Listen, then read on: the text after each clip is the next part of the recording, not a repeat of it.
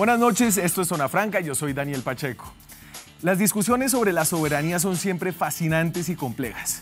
Empezando por la soberanía de la persona. ¿Cuánta soberanía cede quien se casa, por ejemplo? ¿Qué consigue a cambio de dejarse mandar o mandar al otro en ciertas circunstancias?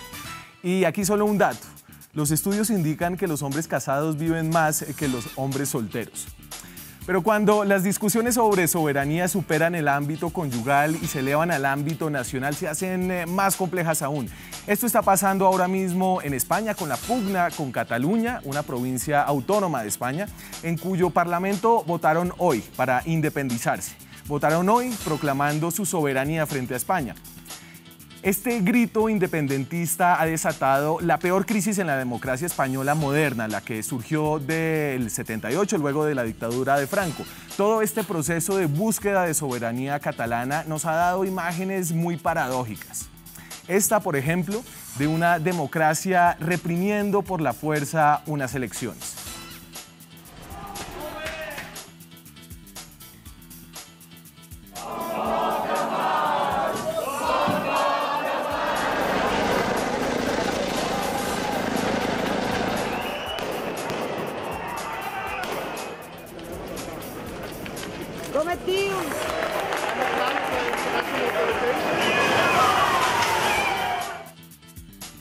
Bueno, y es que además de que el Barcelona Fútbol Club no podría estar en la Liga de España si Cataluña logra su independencia, lo que sería una gran lástima para los aficionados del fútbol. Aquí en la balanza entre soberanía y unidad nacional, Cataluña se juega también su futuro económico y España su integridad nacional. ¿Y qué decir del mensaje que esto envía a otros estados europeos con regiones que también buscan su autonomía? Y entonces la soberanía a nivel internacional también viene con sus propias complejidades. En este momento Estados Unidos y Colombia, que llevaban más de 2 décadas de un fortalecimiento progresivo de su agenda bilateral, con intereses mutuos cada vez más alineados y líneas de cooperación cada vez más fluidas, viven ahora momentos tensos. La impredictibilidad del presidente estadounidense Donald Trump ha hecho sus estragos en Colombia, sumado a un ambiente de polarización interna en nuestro país que también ha hecho que políticos como Andrés Pastrana y Álvaro Uribe utilicen esas tensiones con el principal aliado colombiano para golpear al gobierno Santos. Pero lo que está pasando aquí no es cosmético. No es solo un desacuerdo político ni un desacuerdo entre Santos y Trump. Es un desacuerdo profundo y tiene que ver con enfoques contrarios a cómo enfrentar el principal problema mutuo de esa relación bilateral, que es la producción de cocaína.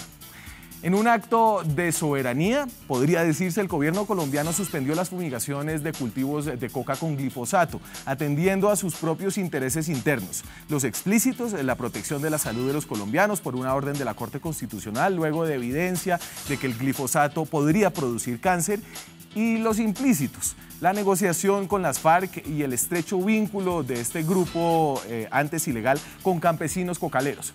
Este quiebre en enfoques se ha hecho más pronunciado por la estrategia de sustitución voluntaria de cultivos que sigue el guión del acuerdo de paz y su lentitud y su descoordinación que sigue el guión del gobierno colombiano y ese afán estadounidense de enfrentar la disponibilidad de cocaína en su territorio justo cuando la voracidad por las drogas en la población estadounidense parece inusualmente desafortunada. Al final, más allá de las complejidades de todas estas luchas por la soberanía, tal vez vale la pena recordar el dato con el que arrancábamos. Y esto aplica para la relación catalana con Madrid y la de Bogotá y Washington. Los hombres casados viven más tiempo cuando están casados que los solteros. Ahora bien, habría que definir para solucionar los dilemas actuales entre Madrid y Barcelona, Bogotá y Washington, quién es el marido y quién es la mujer. Aquí arranca Zona Franca.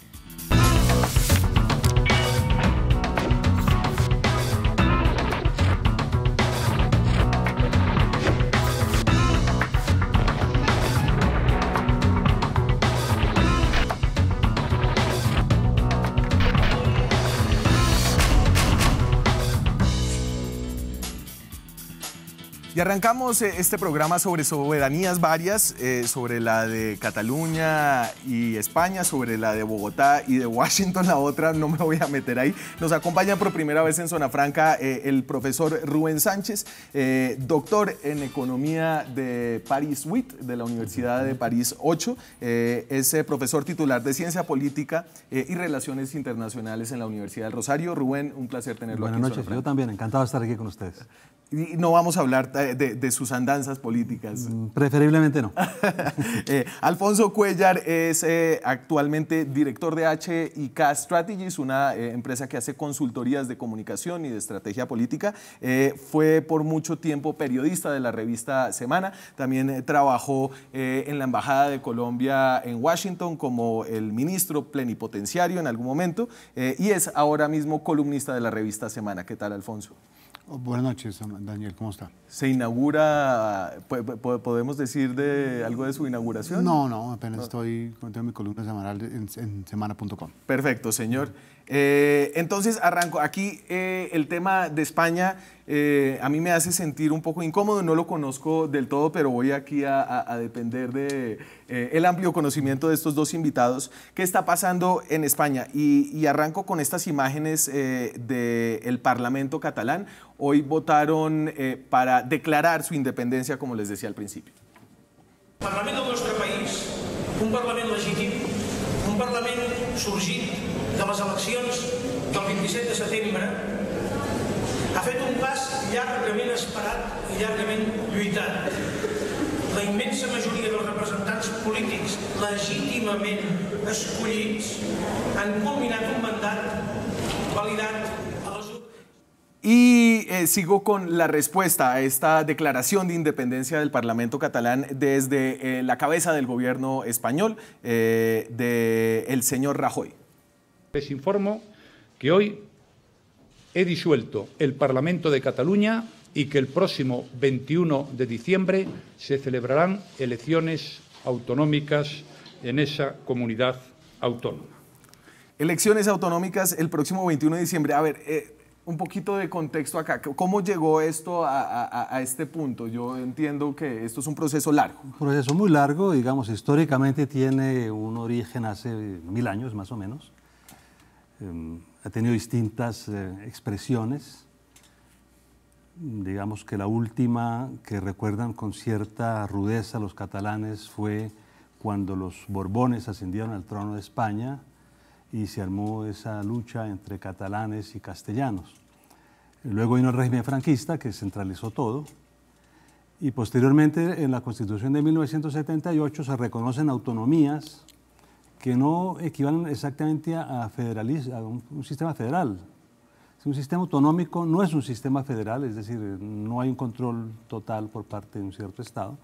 Hay autonomía sobre todo en el campo financiero, en el campo de los impuestos, pero entonces tenemos un problema grave aquí que es la contradicción que hay entre la construcción de una nación que se llama España y unos nacionalismos que emanan de los regionalismos identitarios de esa nación.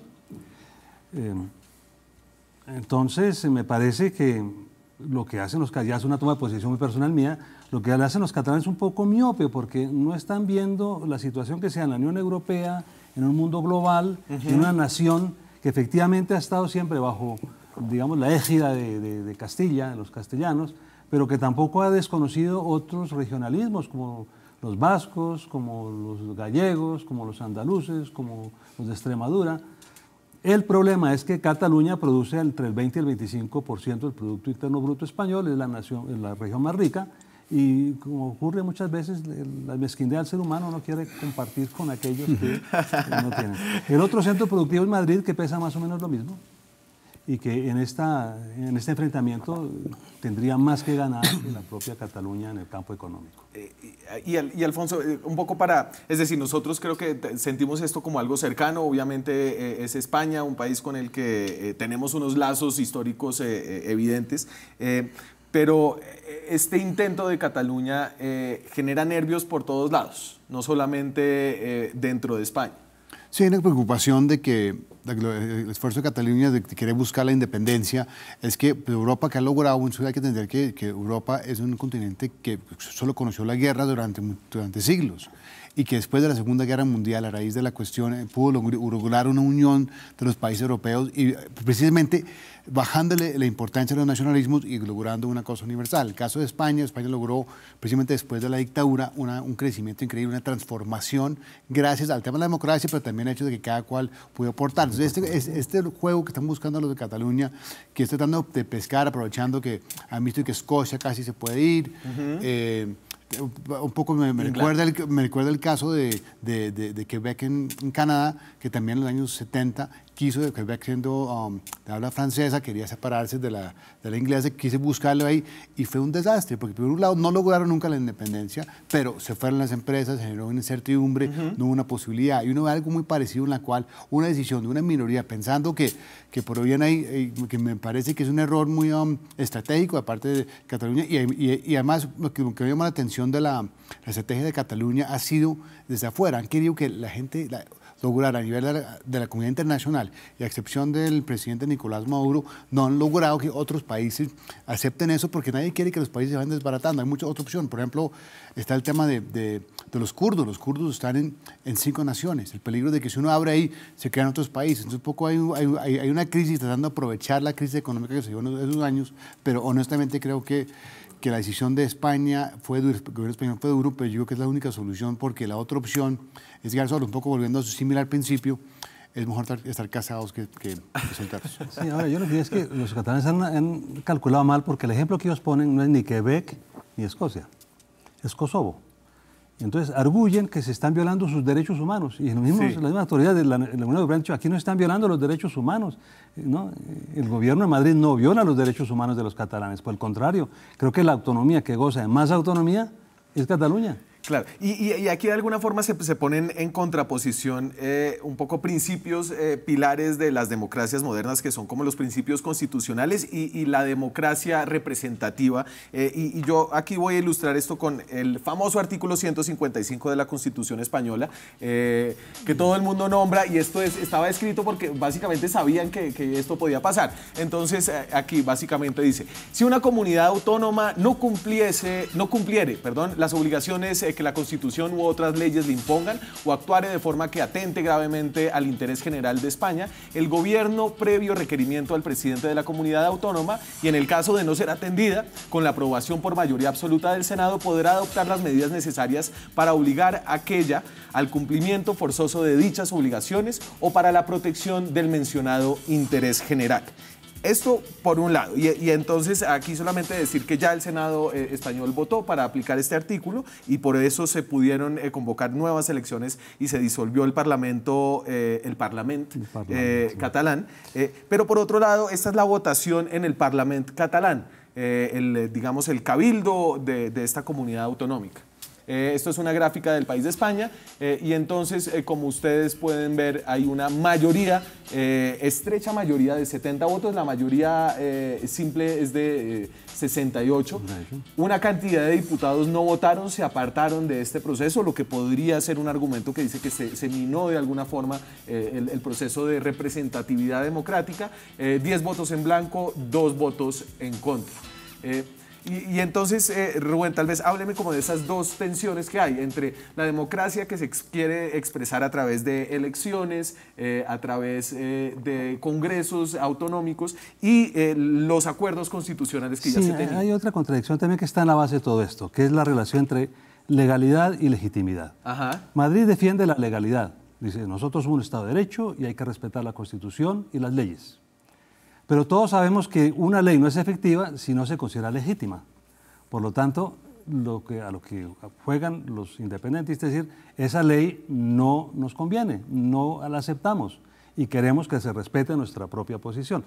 Sin embargo, hay otro problema, y es que la representación de los independentistas en el Parlamento no equivale a la representación de todo el cuerpo político catalán. Por eso lo que busca Rajoy es: convoquemos a elecciones otra vez para que voten todos los catalanes y no solamente los que están representados en el Parlamento.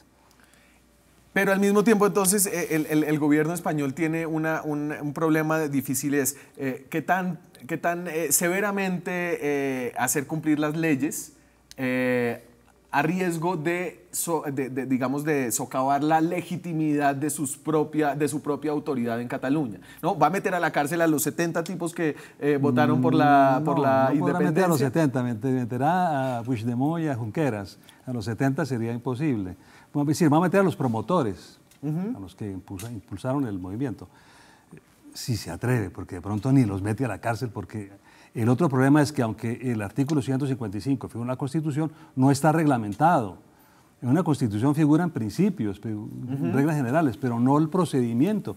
Y como el procedimiento no está establecido, el gobierno está jugando también políticamente. Es decir, ahí no solamente interviene el PP de Rajoy y el gobierno de Madrid, sino que intervienen todos los partidos políticos que están también en posiciones muy distintas. El Partido Socialista le juega al PP y Podemos le juega a los independentistas catalanes. Es decir, el berenjenal es absoluto. Alfonso, ¿usted cómo ve, es decir, cómo ve el desenlace de esto? Porque será muy difícil preverlo, pero ¿a qué hay que tenerle como el ojo puesto en el futuro próximo? No, yo creo que claro, son las elecciones de diciembre, un poco lo que costó ganar un poco tiempo, es decir, vamos a hacer esto, vamos a mostrarle a las personas que esto no, para que la gente de los catalanes entiendan que fue una aventura necesaria y van a buscar posiblemente después de las elecciones, posiblemente de otra, y ahí sentarse con el Parlamento a ver cuáles son las... Y yo creo que finalmente, si lo manejan bien, es posible que hacia adelante, pues los catalanes logren algo más en esta negociación. No, y hay algo más. Lo que la política no resuelve, lo está resolviendo la economía. Claro. Se han ido ya más de 2.000 empresas de Cataluña, y eso obviamente genera un caos laboral tremendo. Si la gente es un poco sensata, y suponemos que es sensata, va a decir, oiga, esto nos puede llevar a una situación muy complicada. Ni nos reconocen como país, porque la Unión Europea ha dicho que no nos va a reconocer, ni podemos jugar en los torneos de fútbol, ni... Toca el problema, ahí nos toca realmente a todos, ¿no? Porque el Barcelona no podría jugar en la Liga Española. No, exacto. Entonces, fíjese usted, el lío que se arma por la aventura de unos cuantos. Lo que está buscando Rajoy es que baje un poco la temperatura, que se manejen otros argumentos y que la gente reaccione un poco y reflexione. Pero también, lo que Cataluña también refleja lo que ha pasado en otras partes del mundo. El hecho es que en Cataluña los de Barcelona quieren seguir en España, sienten como la situación. Y la gente rural tiene otra visión. En parte porque ellos la información que escuchan, viene informe, la información que ellos reciben es la radio de catalán. Ellos tienen una visión en la cual es como parecer el caso de Estados Unidos, como un Fox News. Ellos reciben que todo el mundo está con Cataluña, que todo el mundo va a la independencia, que todo el mundo lo va a apoyar. Y solo escuchan esa versión. Entonces, pues es la sorpresa en la cual hay un tema también de generaciones, de rural y urbano, y de la información que recibe cada cual. Y eso es un poco lo que enfrentó hoy Cataluña, que es algo parecido que uno vio también en el Brexit. Claro, y un poco paradójico, uno asociaba a la Barcelona como la cabeza de Cataluña como un lugar de multiculturalismo, como un lugar de unidad, de esa idea globalista de comunidad europea, y ahora resulta que no tanto. Y en cambio tiene al PP, a la derecha española, que entendía uno como una derecha más cerrada, defensora del Estado-Nación, defendiendo los valores de la comunidad europea. Sí, pero es la defensa del Estado-Nación español. Ajá. Y para ellos español es la lengua española, es Castilla, es lo que ha dominado a la región de España durante muchísimos siglos y lo que cuestionan los catalanes. Dicen, no, nosotros nos han oprimido, no nos han dejado expresar libremente, lo cual no es cierto. Lo cual es cierto, en Cataluña le hablan en catalán y si no les hablan en español no le hablan, ¿no? Y obviamente uno tiene que... No le he ido bien con los catalanes en Barcelona. No, Barcelona es una hermosa ciudad, es muy amable, pero a veces cuando se ponen en ese plan, le toca decirle, señor, yo no soy español, yo vengo de América Latina, yo no hablo catalán. Le entiendo, por supuesto, pero a mí el catalán no... Que bueno, vámonos a Estados Unidos, a aguas más conocidas para mí y creo que para Alfonso también, porque creo que también entre Colombia y Estados Unidos a lo largo ya de varios meses se ha vivido una lucha mucho más silenciosa por la soberanía ya más bien en algunas políticas y en diferencias que hay entre las dos administraciones. Y yo quiero tal vez hacer aquí un recuento cronológico, más o menos, a ver si le podemos sacar un hilo a esto. Y tal vez el primer punto roces luego de la elección de Donald Trump fue este que se suscitó por una visita de dos expresidentes de la República a Mar-a-Lago, que lo recuerdo con este tuit de Tola y Maruja.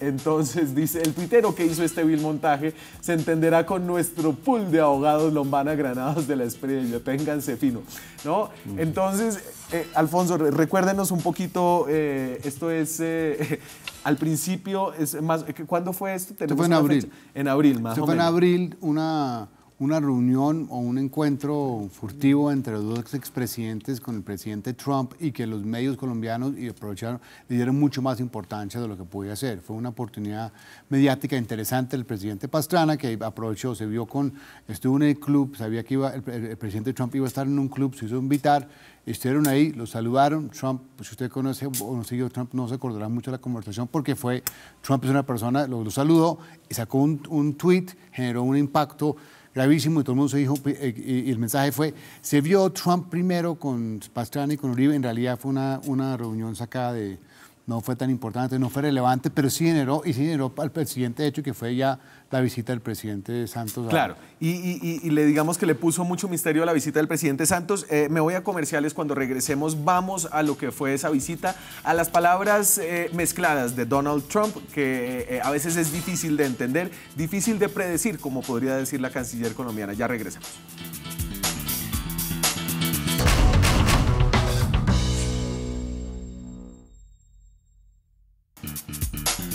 Seguimos en Zona Franca, hoy viernes, hablando de relaciones internacionales, de relaciones de Colombia con otros países, específicamente con Estados Unidos, y del deterioro progresivo de esa muy buena relación que se ha cultivado por más de 2 décadas. Hablamos, antes de irnos a la pausa, de lo que empezó a ser esa supuesta reunión, el encuentro, la agarrada de manos. No sabemos muy bien qué fue entre los dos expresidentes. Usted, Rubén, ¿qué tan amigo es como de esta diplomacia de los back channels, de los canales traseros, y cómo los ha utilizado la oposición al gobierno Santos?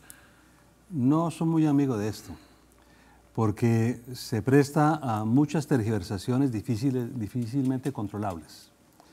Es decir, yo entiendo que las redes sociales y que la participación de la población en los asuntos que competen en el país son muy importantes, pero es necesario tener la posibilidad de controlar lo que se está diciendo, porque es que lo que llaman hoy posverdades, que son mentiras simples y llanas, pueden causar muchísimo daño, ¿no? Ahora, eso y nos lleva a pensar también que, contrariamente a lo que pensaban los autores clásicos, en la política la racionalidad no es lo que prima, son los sentimientos, son las emociones, las pasiones, y esto es muy peligroso porque tiende a generar incendios y enfrentamientos a veces inesperados, porque lo pasional no se controla fácilmente. Y yo creo que por eso había tanta anticipación por esa reunión del 19 de mayo de este año, la primera reunión bilateral en la Casa Blanca entre Juan Manuel Santos y Donald Trump. Y aquí vimos un Trump que fue difícil de leer. ¿No? Entonces, por un lado teníamos un Trump que parecía admirar y que le dio palabras de admiración al presidente Santos, resaltó sus esfuerzos por conseguir la paz de Colombia. President Santos and I had a very productive meeting, and we will continue to work very closely together to bring peace, safety, and prosperity to the hemisphere. Y otro Trump que en cambio parecía muy preocupado por el aumento de cultivos de cocoa, como él los llama en Colombia. Last year, Colombia cocoa cultivation and cocaine production reached a record high. Y entonces yo creo que aquí, no sé, ese día usted quedó como con ese mismo sabor agridulce, Alfonso, de lo que fue esa reunión. Mucho, la reunión como tal le salió bien al presidente. Incluso más adelante el presidente Trump dice que apoya el proceso de paz y salió muy en sentido. Pero sí marcó claramente el tema que nos ha marcado desde entonces. El tema del incremento de los cultivos de coca en Colombia es un tema que preocupa mucho, no solamente a la Casa Blanca, pero particularmente preocupa al Congreso de Estados Unidos, que es quien apoya o finalmente es el que depende de la ayuda. Vaya, ellos están muy preocupados porque Estados Unidos ha invertido más de 11.000 millones de dólares en el Plan Colombia, en lo que hoy Paz Colombia, para poder reducir los cultivos de coca. y hoy hay más cultivos de coca, hay más producción de coca que en la historia. Entonces ellos le preguntan, pero esa plata se perdió. Uno puede decir que no, que el Plan Colombia fue importante porque ayudó para enfrentar las FARC y aún la paz, pero para el congresista norteamericano lo que le interesa es coca y consumo. Y como usted dijo también el tema del consumo de drogas en Estados Unidos está otra vez subiendo. No es tanto de coca, sino de opioides y de heroína. Pero eso finalmente, esa mezcla, a veces alguien como el presidente Trump lo pone todo junto. Entonces es muy desafortunado en un momento en el cual hay un aumento de consumo en Estados Unidos. El hecho de que la plata no se está viendo que sea esto. Entonces un poco lo que uno refleja de esa rueda de prensa es que lo más importante fue cuando dijo, me preocupan, como dijo, los cultivos de coca o cocoa, como digan, la preocupación esa, ahí está el mensaje. Y todo lo que ha pasado desde entonces estaba presupuestado, era previsible. Claro, y ahí entonces la lectura fue, Rubén, que se narcotizaron de nuevo las relaciones con Estados Unidos. En parte sí y en parte no. Ajá. Porque es que no solamente el narcotráfico, es todo lo que acarrea el narcotráfico, tráfico de armas, tráfico de personas, control territorial, lavado de activos, economías subterráneas que perturban las relaciones normales en el comercio y en la industria. Es decir, el narcotráfico es la punta de un iceberg tremendamente complicado que es subterráneo y que por lo tanto es muy difícil de controlar porque más allá del dato, y es innegable el dato, es decir, producimos mucha más cocaína que hace muchos años, es todo lo que eso acarrea. ¿Pero usted cree que los gringos ahí están viendo la punta del iceberg, es decir, la coca y lo que el aumento de coca significa para la salud pública de los estadounidenses? ¿O desde Estados Unidos hay una visión más compleja que entiende que esa es la punta del iceberg, que debajo hay toda una cantidad de retos que generan inestabilidad en las instituciones colombianas? La visión es más concreta. Yo tengo... menos compleja. Ayer, precisamente, antes de ayer, estuvieron aquí unos colegas del centro Perry Anderson, que era el antiguo CHDS de Washington, o sea, la Universidad de Defensa, y la conferencia que nos dieron era sobre eso, como precisamente. Para ubicar a la gente como una gente con una visión de derecha.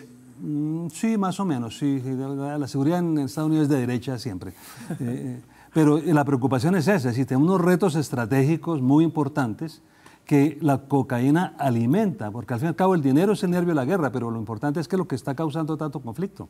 Y el conflicto no solamente, como le digo, la mortandad o la drogadicción en Estados Unidos, es que están luchando también contra ciertos inmigrantes, contra el terrorismo islámico, es decir, ellos atan todo esto, porque Colombia es como un país de tránsito, un puente entre Estados Unidos y otras regiones del mundo. Sí, el tema, su pregunta, que me parece que es válida, es si se narcotizaron o no las relaciones, y la relación es que sí. Cuando tuvimos la oportunidad de estar en la embajada hace unos años, se hablaba de comercio, se hablaba de inversión, de energía, de cooperación ambiental, de cooperación de seguridad en Centroamérica, en África. Se hablaba de facilitar el tema de las visas, pasamos de 5 a 10 años de visa, todos esos temas. Y casi nunca se hablaba de narcotráfico. Es más, ni nos conocíamos quién era el estar del narcotráfico. Hoy en día, todo el tiempo habla. Fíjate que incluso los mensajes de esta semana, la DEA saca su informe, saca el presidente Trump una carta, hay una carta al presidente Santos, donde también habla de droga. Entonces, todo el tema ya es si estamos bien, estamos preocupados. Entonces, sí hay un cambio fundamental hoy en día en las relaciones entre Colombia y Estados Unidos. Y de acuerdo, y hay un cambio tanto en el fondo, ¿no? De los temas que se tratan como en la forma. Y creo que la muestra más clara de eso fue esa amenaza de desertificación que envió a través de un memorando presidencial el presidente Donald Trump. Y aquí le recuerdo el lenguaje. El gobierno de los Estados Unidos consideró seriamente designar a Colombia como un país que no cumplió sus obligaciones. En definitiva, Colombia no es designada porque la Policía Nacional y las Fuerzas Armadas de Colombia son socios cercanos de la aplicación de la ley y la seguridad de los Estados Unidos. Entonces, y sobre todo en esa última frase yo leo ahí una ausencia total del gobierno, ¿no? La única razón por la que no, a pesar de ustedes, gobierno de Juan Manuel Santos, no los desertificamos porque somos muy amigos de la policía. Esto realmente cambió un poco la narrativa de la relación bilateral. Después viene la carta, la famosa carta que llega hace unos días. Dice, necesitamos que nos ayuden. ya está pidiendo ayuda, porque entiende que la cuestión es que sea más cooperativa. Ahorita voy para allá, claro. Pero en este caso de la Cámara, ese mensaje es muy parecido a cómo hablaba Estados Unidos con Colombia hace 20 años. Ajá. Sí. En Colombia hace 20 años había Estados Unidos tenía relación con el gobierno de Samper y tenía relación con el policía, con el general Serrano. Y es lo mismo, en la cual cuando empiezan a separar, decir, una cosa es el gobierno, otra cosa es la policía, que no veíamos ese lenguaje en 20 años, demuestra que hay falta de confianza y qué sentido hay.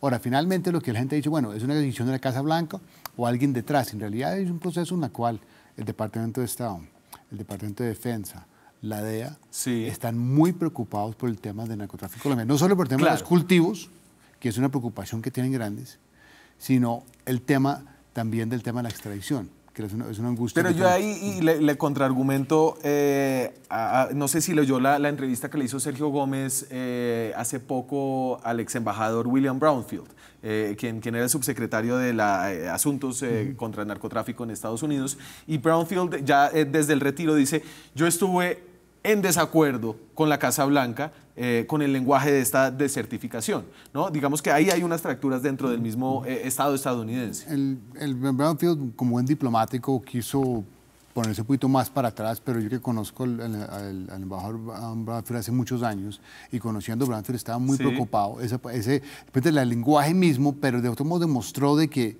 el informe general lo hace el Departamento de Estado, e incluso la parte donde trabajaba Brownfield, que era la parte de narcóticos del Departamento de Estado, porque sí existe una preocupación. Mucho el hecho de que digan que sí, que no era tan grave ahí, no quita el hecho de que desde que Trump habló en mayo, dijo, estábamos preocupados por esto. Y si usted ve permanentemente, cuando los funcionarios del gobierno de Estados Unidos hablan de Colombia, hablan de coca y narcotráfico. Hace unos años hablaban de comercio, de inversión, de turismo.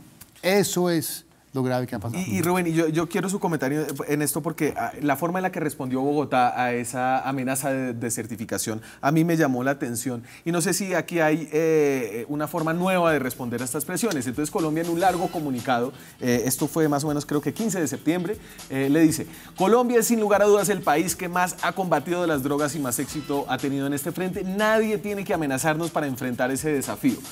Un lenguaje desafiante, sigue. El problema de las drogas es global. Su superación solo se puede lograr a través de la cooperación y bajo el principio de la corresponsabilidad.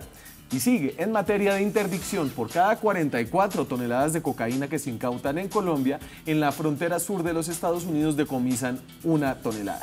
Es decir, aquí yo siento que el gobierno decidió, no vamos a bajar la cabeza, no vamos a decir, sí, nosotros compartimos sus preocupaciones, no sé qué. Dijo, un momentico, no, tampoco. Sí, sí. No, efectivamente, ahora aquí lo que hay en el centro es una argumentación sustentada en datos. O sea, por un lado es innegable que ha aumentado el área cultivada y que estamos exportando cada vez más coca, pero también es verdad que cada día más se retienen más toneladas de coca antes de que salgan a otros países. Es decir, hay un esfuerzo, que fue lo que reconoció el embajador Brownfield. Les digo, la cuestión es grave, pero tenemos que reconocer también que allá se hace un gran esfuerzo. No es que la cosa no sea tan grave, es gravísima, pero se está haciendo un esfuerzo. ¿Y usted siente que pero el lenguaje que tú hablas, ese lenguaje no es nuevo, es el mismo del gobierno de Samper. El gobierno de Samper siempre contestaba igual. Decía, no, bueno. El gobierno de Samper contestaba, no nos vamos a dejar amenazar, no vamos a dejar que sentido, y finalmente extraditarnos los que tienen que extraditar, y hablaban mucho. El fondo es que, por eso me llamó la atención, porque ambos gobiernos volvieron a un diálogo hace 20 años. Y yo igualmente digo, hace 3, 4 años la conversación era en otro sentido. Esta situación de malestar se hubiera manejado de manera privada. Cualquier cosa en pública hubiera sido una cuestión, estamos reconociendo la cuestión, hay unos elogios, una serie de mensajes de apoyo. Ahora lo que hay es una serie, sale esta semana un informe de la DEA, y después toca al presidente Trump saca una carta para decir que está bien. Cuando pasó lo mismo, cuando sacaron el tema de la certificación, tocó Brownfield a los 3 días decir que no. Entonces, pues, hablando de esquizofrénicos, uno ve que hablan unas cosas, pero es más un proceso. Pero toda la señal sigue siendo, no hay tranquilidad en este proceso. Tiene razón Colombia, en la cual el tema del narcotráfico no es un tema que lo puede resolver Colombia. Pero lo que Colombia ha hecho, y Colombia hizo durante muchísimos años, fue, yo no puedo resolver el problema del narcotráfico, pero yo lo puedo sacar de Colombia. Claro, se lo voy a mandar a los peruanos y sacamos ahí. Hablando de seguridad nacional, decisión inteligente, que sea demasiado costoso operar en Colombia. ¿Qué es eso? Y fue esa la estrategia. Lo que ha pasado de acá para adentro, dicen, de pronto en Colombia vale la pena volver. Y ese es el riesgo que hay y eso es complicado. Pero hay cosas que han cambiado. O sea, puede que el diálogo se lleve en los mismos términos, pero el entorno no es igual. El gobierno de Samper para los Estados Unidos era un gobierno de bandidos, ilegítimo, ¿no? Que llegó al poder ayudado por los narcotraficantes, etcétera, etcétera. Eso no se ha planteado con No, es cierto. Por otro lado, las FARC ni querían hablar con el gobierno de Samper porque eran unos delincuentes, el gobierno, quiero decir. En cambio, ahora estamos en un proceso de paz y la cuestión es cómo hacemos para que esto no se rompa del todo, porque por lo visto hay fisuras muy grandes, ¿no? Que tienen que ver, por ejemplo, con la incorporación de narcotraficantes en las listas que pasaron las FARC, que tiene que ver con las disidencias que vuelven a controlar territorios donde se cultiva la coca. Es decir, el escenario es totalmente distinto. Y para allá vamos, además, Colombia es el país, el aliado estratégico más importante de América Latina. Me voy a la pausa, seguimos con este debate cuando regresemos.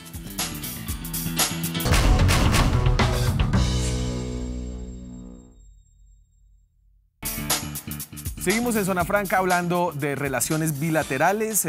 Ya pasamos por Cataluña y Madrid. Ahora estamos entre Bogotá y Washington. Se está deteriorando esta relación. Colombia está tomando un papel más asertivo. Volvemos a los 90s. Y decía antes de irnos, Alfonso Cuéllar, que este libreto se ha venido repitiendo incluso dentro del gobierno Santos. Y creo que usted puede tener toda la razón.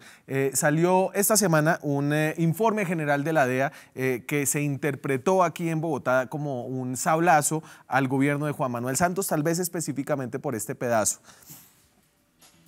Entonces, al hablar de los orígenes del crecimiento de los cultivos de coca, dice, desde el 2014 las negociaciones de paz entre el gobierno de Colombia y las FARC han exacerbado el problema de cultivos de coca en el país.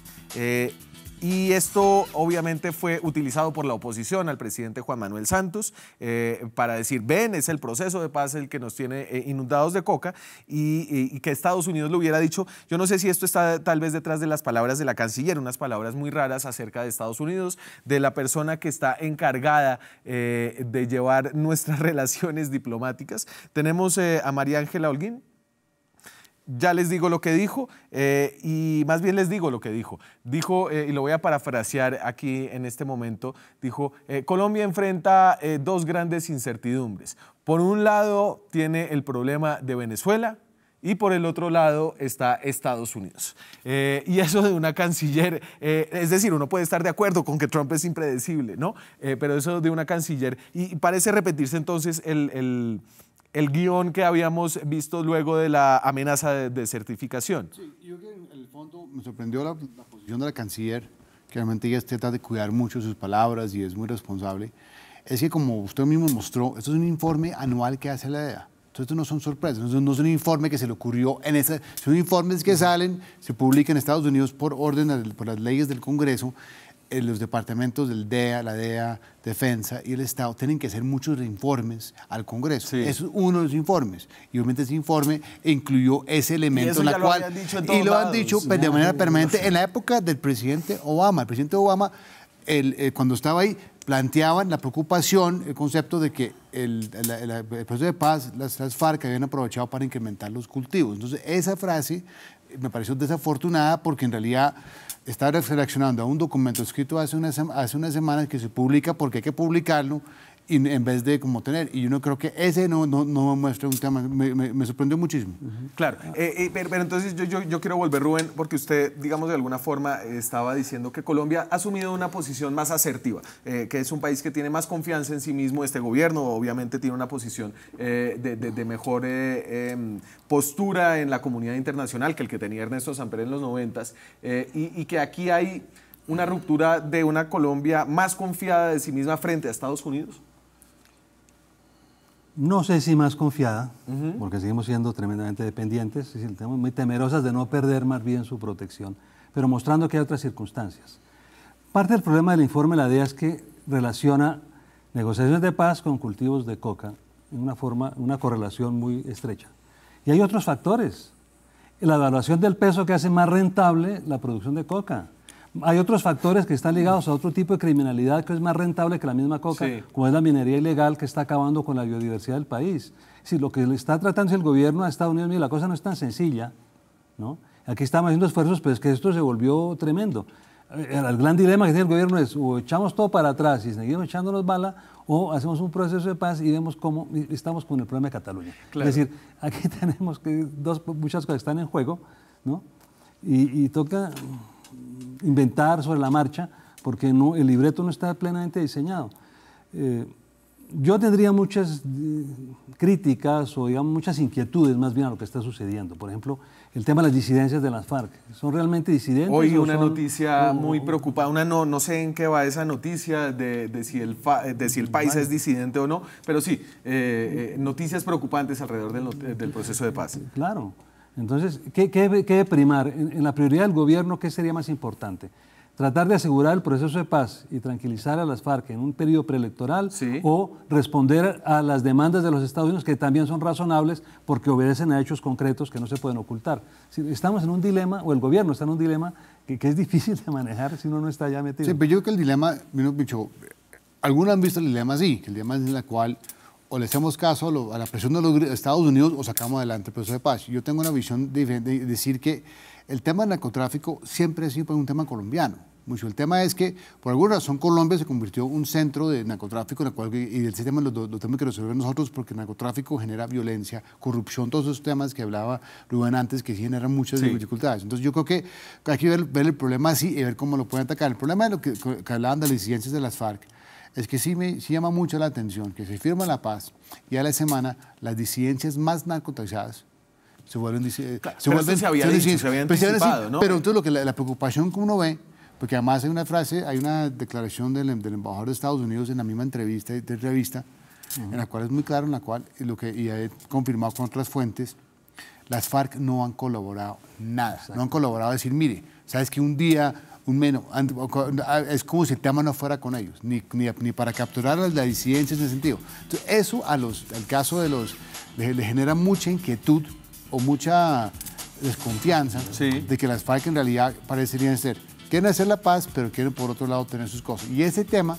que puede ser no falso, pero la percepción de las dos cosas, la dudaría es muy complicada. Lo mismo hicieron los paras, quisieron desmovilizarse y mantenerse, y algunos están hoy en día disfrutando de las cárceles norteamericanas. Vamos a la pausa, regresamos con conclusiones luego de unos minutos. Ya regresamos.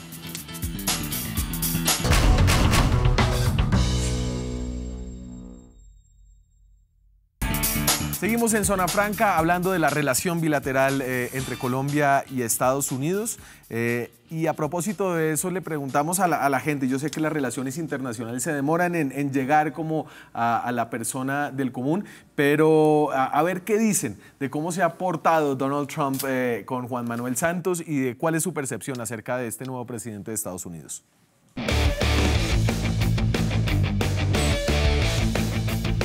¿Usted qué piensa de Donald Trump, el presidente de Estados Unidos? Que ojalá no vaya a causar una guerra mundial. Como que no estaba preparado para eso. Desacertado. ¿Por qué? Por toda su política. Nunca deja de sorprender, es muy versátil, cambia muchas de opiniones. Yo pienso que la orientación de esa potencia va mal. Va mal por sus pensamientos tan radicales. Parece Ku Klux Klan, parece que no está de acuerdo con la paz con Colombia. Mire, Donald Trump, así como he podido analizarlo, es un loco suelto, hermano. ¿Quién está más loco, Daniel Pacheco o Donald Trump? Los dos. La verdad no estoy de acuerdo con las políticas que tiene. Es desatinado en muchas cosas y en otras tiene ahí como medio la razón. ¿Y usted cómo ve las relaciones entre Estados Unidos y Colombia? ¿Estamos en un buen momento de esas relaciones o no, ya no tanto? Las últimas noticias no. Considero que no estamos en un buen momento. Creo que las relaciones son un poco incoherentes, porque el ministro de Exteriores de allá dice una cosa, luego Trump lo desautoriza y dice otra. Si no estuviera adelantado con Obama la paz, yo creo que la hubiera echado atrás. A nuestros gobiernos les ha faltado tener autonomía propia, pertenencia por Colombia. Yo creo que se tienen que volver a retomar, no creo que estén en un muy buen momento. Él se encarga, digamos, de darle duro al país respecto al tema del manejo de las drogas. Y ellos son los principales consumidores, entonces ellos también deberían hacer un buen trabajo. Justamente el tema de corresponsabilidad, ¿Estados Unidos está haciendo su tarea? No, yo creo que no lo está haciendo. Están más preocupados porque se radique el tema de las drogas a nivel de los países que la producen y no por colocar controles allá para el tema del consumo. Oí al ministro de Defensa colombiano decir que cuando Colombia incauta no sé cuántas 40 toneladas de de droga, Estados Unidos incauta una, y eso es irregular. Hay 30 millones de consumidores activos que toca alimentarles y llevarles la droga, y Trump no está haciendo nada. Aquí el problema exactamente es de vendedores y de consumidores, y el problema, desde que haya consumidores, habrán productores siempre. Yo creo que el trabajo tiene que ser en conjunto y la responsabilidad es compartida, no solamente de los colombianos.